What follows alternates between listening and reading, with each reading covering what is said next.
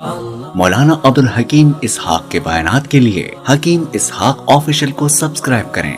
مولانا عبدالحکیم اسحاق۔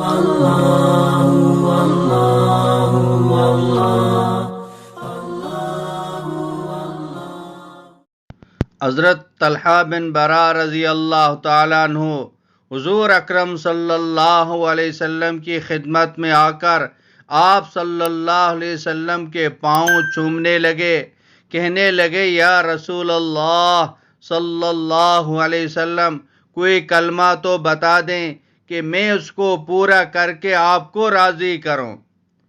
آپ صلی اللہ علیہ وسلم نے فرمایا میں راضی ہوں۔ کہا کچھ تو فرمائیے۔ یہ جو بڑے آفیسروں سے تعلق قائم کرتے ہیں بار بار کہتے ہیں سر کوئی خدمت تو بتا دیجئے، کوئی خدمت تو ہو تو بتا دیجئے، حالانکہ ان سے چھوٹا ہے، کیا کرنا ہے، آگے کوئی کام بھی نکالنا ہے، چاہے جائز ہو یا ناجائز ہو۔ یہاں بھی کوئی اور نقشہ ہو رہا ہے۔ آپ صلی اللہ علیہ وسلم کوئی کام تو بتائیے، کیوں؟ تاکہ آپ راضی ہو جائیں تو اللہ بھی راضی ہوگا۔ یا رسول اللہ صلی اللہ علیہ وسلم کوئی خدمت تو بتائیے۔ آپ صلی اللہ علیہ وسلم فرما رہے ہیں کیا بتاؤں بھائی، میں تو راضی ہوں اور خوش ہوں۔ نہیں کچھ تو بتا دیجئے۔ نہیں چھوڑ رہا، پاؤں پکڑا ہوا ہے، چومتے جا رہا ہے۔ آپ صلی اللہ علیہ وسلم نے فرمایا اچھا ان کا امتحان لیا، کہا کہ جاؤ ماں کا سر کاٹ کر لے کر آؤ۔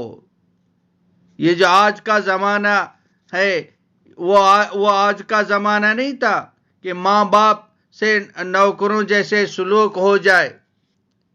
یہ وہ زمانہ تھا جہاں ماں باپ کے لیے گردنیں کٹ جاتی تھی۔ ہاں باتوں سے بات نکل آتی ہے۔ بخاری شریف میں دوسری روایت ہے کہ حضرت جبرائیل علیہ السلام نے پوچھا کہ قیامت کی نشانی تو بتائیے۔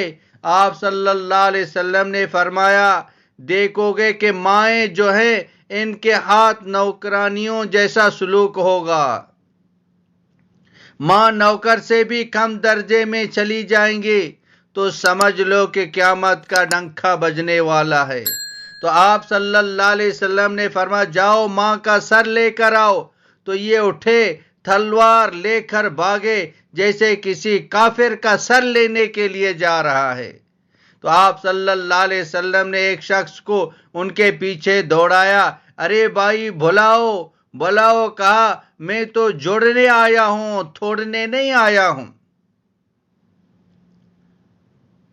صرف میں تمہیں دیکھ رہا تھا کہ تم کہاں تک ہو۔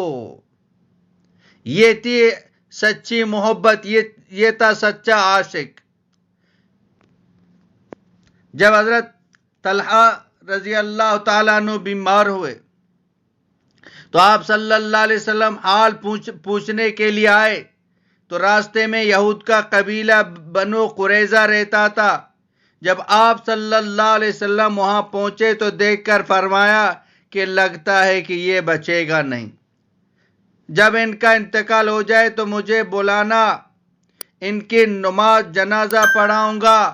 آپ صلی اللہ علیہ وسلم کے واپس آنے کے بعد حضرت طلحہ رضی اللہ تعالیٰ عنہ کو ہوش آ گیا، کہنے لگے اللہ کے رسول آئے تھے؟ کہا ہاں۔ کہا کیا کہا تھا؟ کہا گیا کہ یہ کہا تھا۔ کہنے لگے نہ ان کو نہ بلانا، جب میں مر جاؤں ان کو مت بلانا، راستے میں یہود ہیں، رات کا وقت ہوگا، کوئی تکلیف پہنچا دیں گے، تو ایسا کرنا جب میں مر جاؤں تو دفن کر کے فجر کی نماز وہاں جا کر پڑھ لینا، اور پھر بتا دینا وہ جس مسجد میں نماز پڑھتے تھے وہ مسجد ابھی اس کے آثار کھڑے ہیں۔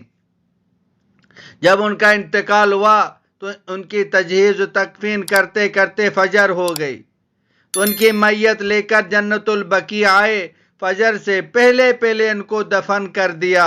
پھر فجر کی نماز آپ صلی اللہ علیہ وسلم کے مسجد میں جا کے فجر کے بعد آپ صلی اللہ علیہ وسلم کے پاس چلے گئے، آپ علیہ الصلوۃ والسلام کو اطلاع دی، یا رسول اللہ طلحہ رضی اللہ تعالیٰ عنہ کا انتقال ہو گیا۔ کہا اللہ تمہارا بھلا کرے، میں نے کہا تھا نا میں نماز جنازہ پڑھاؤں گا۔ کہا کہ انہوں نے ہی منع کیا تھا کہ آپ صلی اللہ علیہ وسلم کو کوئی تکلیف نہ ہو۔ پھر آپ صلی اللہ علیہ وسلم نے ان کی قبر پر جا کر ہاتھ اٹھائے، یا اللہ جب طلحہ تیرے دربار میں پیش ہو تو اسے دیکھ کر مسکرا رہا ہو، وہ تمہیں دیکھ کر مسکرا رہا ہو۔ یہ دعا نبی پاک صلی اللہ علیہ وسلم نے دی۔ یہ تھے سچے عاشق، نبی کریم سرور دو عالم صلی اللہ علیہ وسلم کی محبت ان کے دلوں میں تھی۔ ایک ایک سنت پر جان دینے والے تھے، ایک ایک ادا پر سب کچھ قربان کرنے والے تھے۔ سنت کو سنت سمجھ کر اس پر عمل کرتے تھے۔ ہم سنت کو سنت سمجھ کر چھوڑتے ہیں، یہ سنت ہی تو ہے، فرض نہیں ہے، واجب نہیں ہے، سنت ہے۔ سنت کو ایسی حقیر چیز سمجھتے ہیں۔ ایک سنت زمین آسمانوں سے زیادہ قیمتی ہے۔ ایک دن آئے گا زمین آسمان ختم ہو جائیں گے، لیکن یہ سنت ختم نہیں ہوگی، اس کا اجر ہمیشہ تک ملے گا۔ یہ اللہ کے محبوب کی سنتیں ہیں، محبوب کے طریقے ہیں، وجہ کائنات ہے۔ نبی کریم سرور دو عالم صلی اللہ علیہ وسلم کی ایک ایک سنت ہماری زندگیوں میں ہو، دور سے دیکھے سب کو پتہ چل جائے کہ محمدی آ رہا ہے۔